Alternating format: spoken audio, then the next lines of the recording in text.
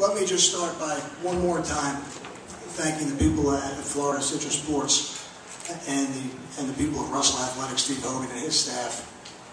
It has been a tremendous experience to be down here for the bowl game, and they have done a top-flight, top-notch job. Every second that we've been down here, up to and including the operation during the game. So I can't thank them enough for providing that experience for us and our fan base and my players.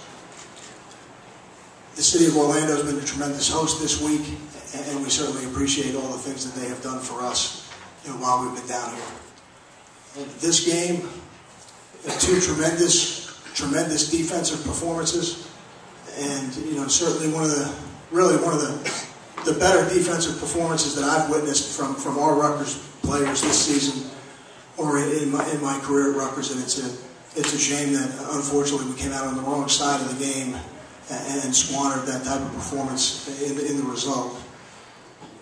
I'm really proud of how hard this football team played this year. I certainly want to congratulate Coach Beamer and his staff and their program. They did a tremendous job this evening coming back and winning that football game. And really, when two defenses play like that, and the team that makes one more play ends up winning the game, and that's really what they did. They were able to just make one more play on offense than we were, and unfortunately we come out on the losing side of it. With that, I would open it for questions. All right, once again, if you could please find a microphone and you can ask questions of either participant. Khaseem, can you tell us what happened on the touchdown, the early recovery there on the second play of the game? I think it was a bad snap or no snap, and the ball, it squirmed out, and I saw it, so I just ran to the ball.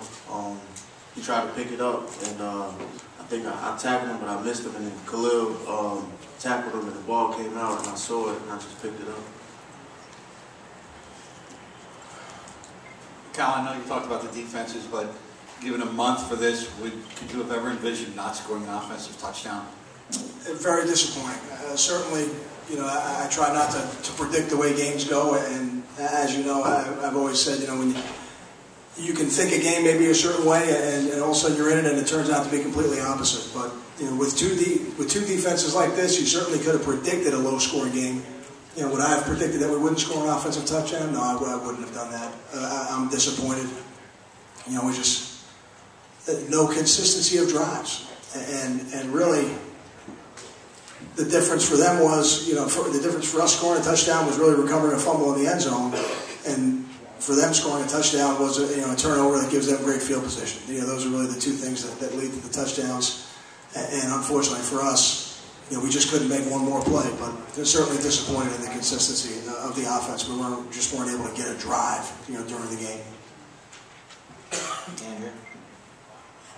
Kyle, was it something Virginia Tech was doing defensively to kind of fluster Gary, or just did he not have his best game today?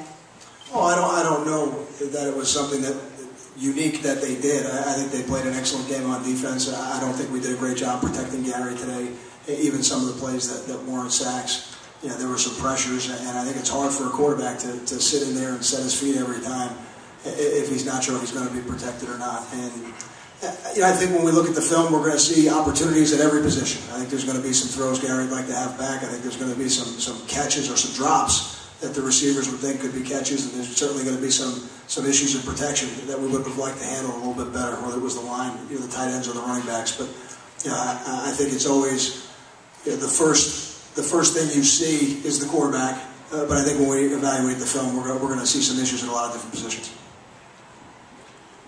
Kyle, to your right. With the quarterback and Gary, and I know it's all 11 on the field, was there any thought of going with Chase for a series or two? And can you talk about the thought process of not going with him? There's really no thought process different than any other game. Gary's our starting quarterback, and he's the guy that we have that has earned that job and has earned the right to be in the game. And certainly nothing I saw from him made me feel like that I should make any change. Kyle, was there some sort of an incident between the Tech players and your sideline at halftime, and what did you see at that point? No, I don't think there was anything. I think football games are emotional, and sometimes sometimes things happen, but I don't think that was anything out of the ordinary or anything over the top. I thought the officials did an excellent job of handling the game. How, in retrospect, the decision to stick with Borghese? Are you rethinking that? Do you ever second guess yourself with stuff like that? Because obviously you got a choice with Federico and Nick, and you decided to go with Nick. I never second guessed those decisions because I thought Nick hit the ball well, and unfortunately he didn't make the kick, and it ends up being a physical mistake. But players make physical mistakes throughout the game. Those things happen. It was nothing. It was no lack of preparation. There was no mental error involved. And I did see Nick hit a kick from a little further than that one.